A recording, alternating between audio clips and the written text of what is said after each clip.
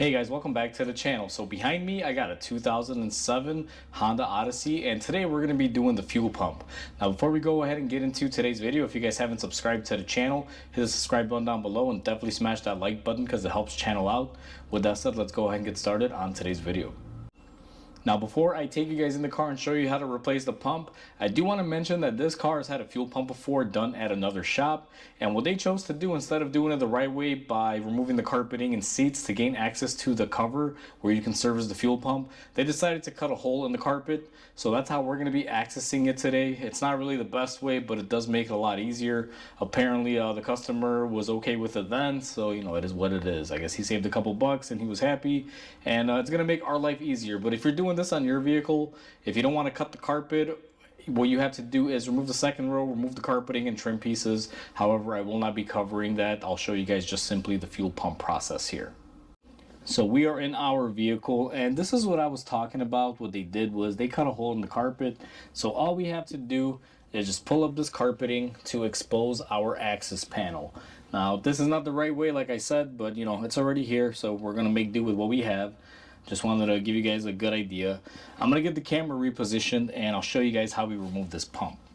Once you get to your cover, let's say you've removed the carpeting and gotten everything out of the way, you're going to want to remove these Phillips screws. Now, I will be honest with you, I did remove this cover plate earlier because I had to inspect something. So I just barely put them on there, a couple threads.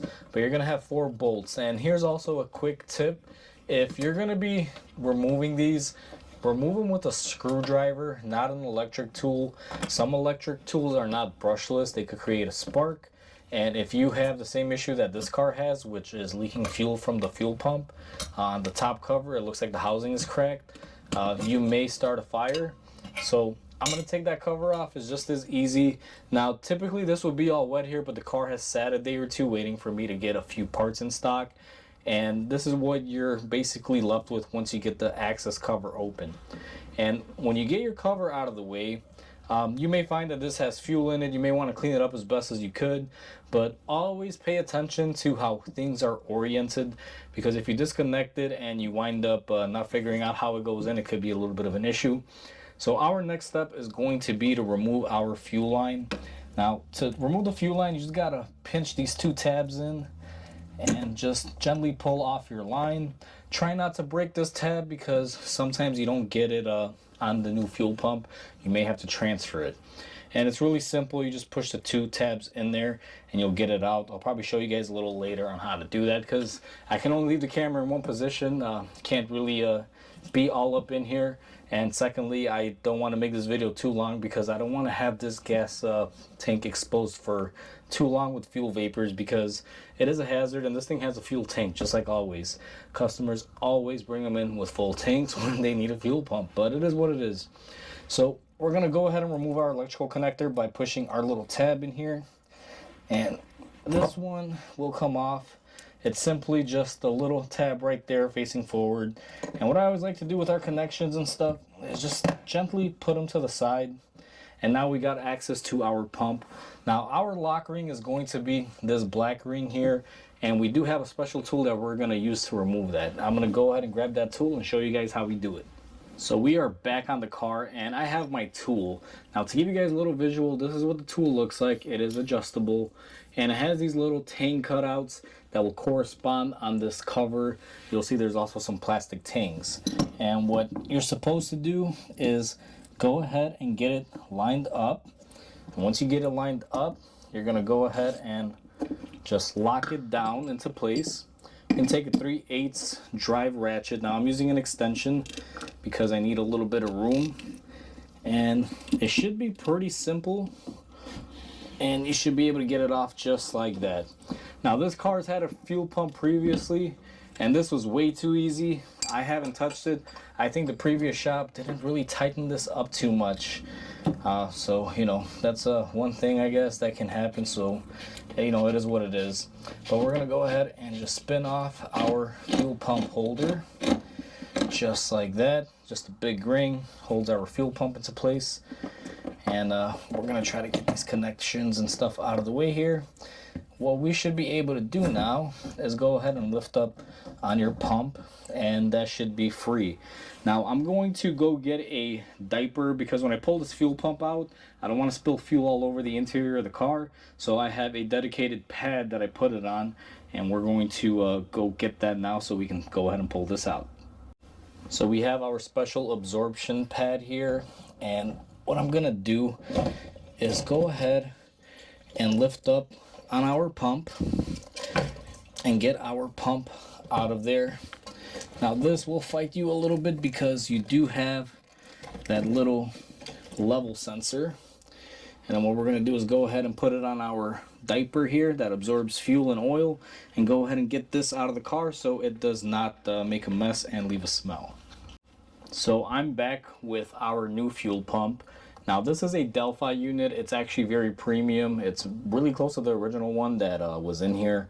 I'm not sure if Delphi makes it, but usually Delphi is one of the manufacturers that usually makes these fuel pumps.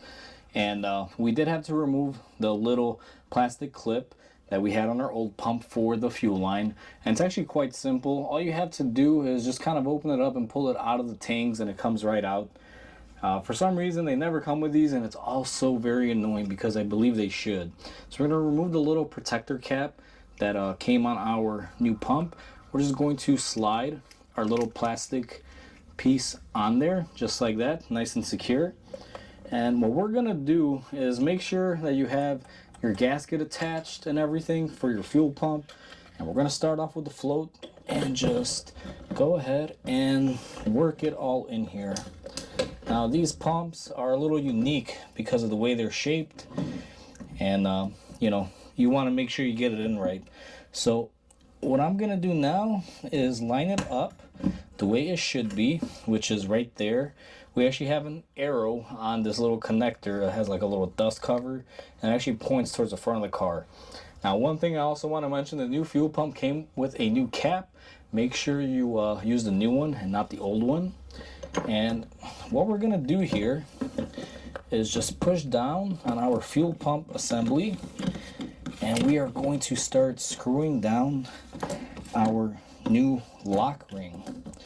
Now you want to make sure that the fuel pump is compressed down, and this thing is fighting me. So let's see why this is fighting me here. There has to be a reason. I apologize if I block the camera, guys. What usually happens is you got to make sure that that ring doesn't get caught up on the gasket.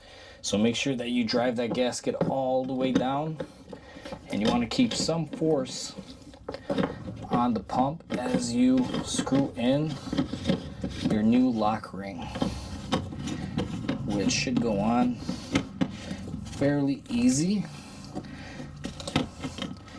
Now mine is being a little difficult here. I'm just trying to figure out what's going on with it because these typically don't fight you, but there you go.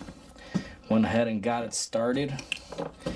And what I should be able to do now is just go ahead and crank it down till it touches. And now that we got that on there, what I'm going to do is go ahead and tighten up my lock ring. Now the way I'm going to use the tool to tighten it up is the same exact way. Just go ahead and snug it down. Now that we have that done, what I'm going to do is we're going to take our fuel line here. Now we kind of got ours stuck in there because we pushed it in. So what you're going to want to do is go ahead and take your fuel line and go ahead and put it back on your nipple here. And our little clip thing here is just moving, so let me get this reapplied into place here where it should go, just like that. And I am a little, I guess you can say, dizzy because these gas vapors, guys. Make sure you work in a well ventilated area, so just be very careful. I have to do this with the shop door closed and no fan on because I'm trying to record it for you guys. So I am trying to do this quickly so I don't suffocate here. So once that is in place, you're going to want to make sure, pull on it, make sure it's nice and tight.